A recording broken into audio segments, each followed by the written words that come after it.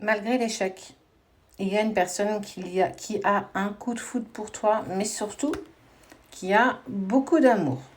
C'est une personne qui a subi des échecs peut-être avec toi, mais aussi dans son passé,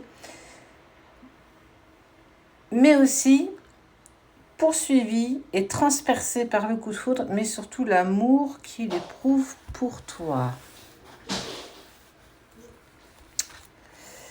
C'est une personne qui va revenir à la communication. En tout cas, il a envie ou elle a envie. Tu adaptes par rapport à ce que tu vis, ne prends que ce qui te parle. S'il n'y a personne dans ta vie, cette vidéo n'est pas pour toi. S'il y a effectivement quelqu'un qui vibre en toi, je t'invite à continuer à la voir avec moi. Elle a l'espoir que tu puisses communiquer avec lui ou avec elle, en fait, que tu puisses oser parler, mais surtout l'écouter. J'ai l'espoir quand même que tu puisses entendre ce que j'ai à te dire.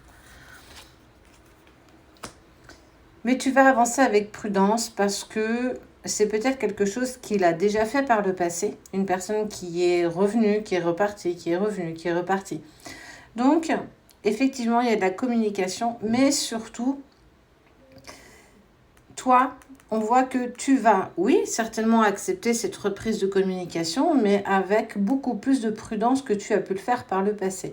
Tu as aussi souffert de cet échec de relation, même si toi aussi tu as un coup de foudre, tu as aussi énormément d'amour pour cette personne. Et que à force d'avoir mal, comme dit cette expression, chat échaudé, craint l'eau froide, en fait tu te retrouves un petit peu dans ce cas de figure. Vous voulez tous les deux clairement faire un couple, avancer dans la même direction, mais aujourd'hui pas à n'importe quel prix. Cette communication que vous allez pas traîner à avoir tous les deux, on voit que vous allez parler de vous. Il va exprimer qu'il a eu un véritable coup de foudre et voire même plus de l'amour clairement pour toi, mais on ne peut plus être dans le sacrifice de l'un et de l'autre. Quand on se met ensemble et qu'on se sépare à chaque fois, vous perdez toujours une partie de vous. Toi, tu perds une partie de toi, mais lui aussi. Vous êtes attirés, il y a cette forme d'aimant qui vous attire, qui vous lie l'un à l'autre, mais parfois, malheureusement, ça ne peut pas suffire. Et effectivement, tu as totalement raison d'avancer avec prudence par rapport à cette relation, mais par rapport à cette personne. Parce que ça a bien trop duré. Ça a bien trop duré, le fait d'attendre, le fait de patienter, le fait de, je sais pas si tu reviens, si tu repars. C'est quand tu reviens, je sais que tu repars. T'as plus du tout envie de ça, toi. Plus du tout, du tout. Il y a eu des promesses qui ont été dites, qui n'ont pas forcément été tenues non plus. C'est quand même chaud patate, quoi. Mais vous avez quand même énormément de tendresse et de respect l'un pour l'autre. Effectivement, il y a eu des échecs, il est sorti de ta vie, il y a eu des peurs profondes qui sont remontées. Cette peur clairement de l'engagement, la peur d'être sérieux en amour, parce qu'il y a un coup de foudre, c'est quelque chose qui est partagé des deux côtés. Être sous l'emprise. Alors, ça peut être sous l'emprise d'une personne, mais c'est plus l'emprise de vos peurs, de vos douleurs, de votre passé, de ces échecs. Plus on tombe, plus on va être dans la sécurité, moins on va courir et plus on prendra le temps de parcourir ce chemin. Vous, c'est un petit peu ça. Vous êtes sous l'emprise de ce qui s'est passé. Si vous n'arrivez pas à avoir cette communication et à poser les espoirs ensemble, cette prudence que vous allez devoir vous imposer, vous ne pourrez pas avancer dans la même direction. Mais ça, la personne de ton cœur, elle le sait pertinemment aussi. Il va y avoir une prise de décision et une prise de conscience de prendre un nouveau départ. Mais il va falloir que vous soyez tous les deux en diapason, que vous soyez tous les deux dans la communication, mais aussi dans les compromis. S'il n'y a pas de compromis, et on parle de sincérité, là, il faut qu'on arrête de faire semblant. Ose lui dire que tu as été blessé autant que tu l'as été. Il te dira lui aussi qu'il a été blessé aussi par ses propres faits à lui-même. Vous avez eu besoin de solitude. Alors peut-être qu'après cette reprise de communication, une décision va devoir être prise, mais il va peut-être vous falloir du temps pour poser cette décision. En tout cas, ce qui est sûr, c'est qu'il faut la prendre.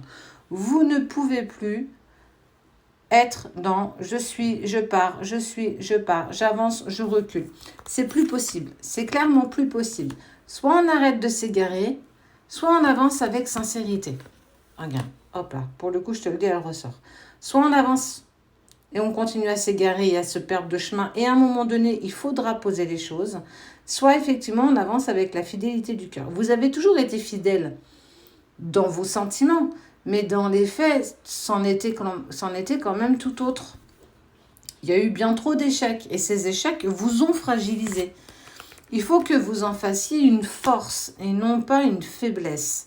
La personne de ton cœur, elle s'aperçoit clairement qu'elle a fait n'importe quoi et qu'elle veut aujourd'hui que vous avanciez avec confiance. Oui, on a commis des erreurs, peut-être toi, peut-être lui, peut-être vous, mais si vous avez la communication, le respect de l'autre, l'entente, mais aussi pouvoir accepter les compromis de l'un et de l'autre, il n'y a rien qui peut vous empêcher d'avancer ensemble dans la même direction. Regarde, on te parle véritablement de réconciliation.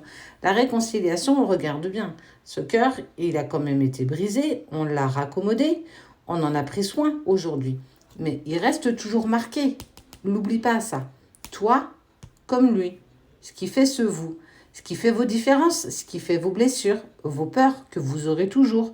Mais ne prenez pas une décision par peur, prenez une décision par envie, par désir, mais par aussi cette envie de regarder ensemble dans la même direction, pas l'un sans l'autre. Vous êtes puissants tous les deux. Vous êtes vraiment très très forts tous les deux.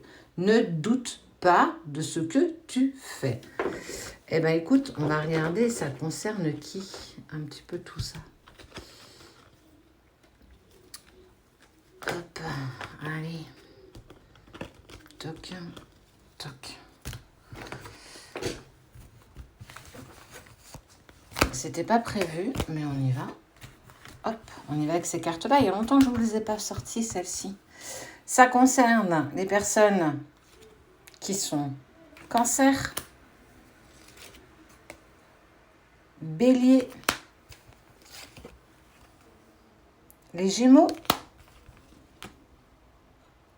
les Lions, encore deux autres, les Poissons et les petits derniers, les Verseaux. Ça se passe pour vous 6.